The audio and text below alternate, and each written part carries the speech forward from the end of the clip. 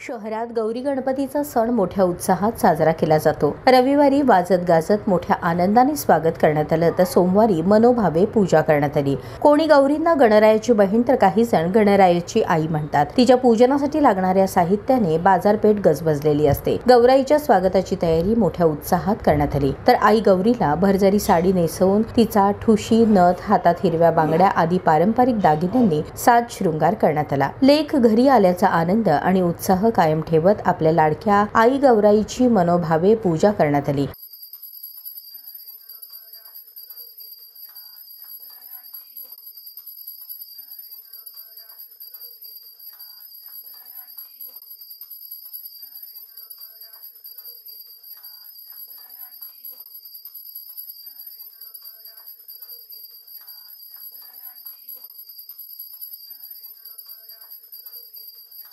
काही ठिकाणी यासाठी सुवासिनी महिला दरवर्षी नवीन सूप खरेदी करतात। त्यात विड्याची पाने, सुपारी, फुले, औसासाठी लागणारे बदाम, खारीक, खोबरे, वडे, खीर असा औसा भरून आई गौराईला नैवेद्य दाखवून मनोभावे पूजा करतात। सुहासिनी महिला आपल्या पतीला दीर्घायुष्य लाभावे यासाठी सर्वात महत्त्वाचा मान म्हणून गौरी पूजेमध्ये सुपामध्ये औसा भरताना दिसून आल्या।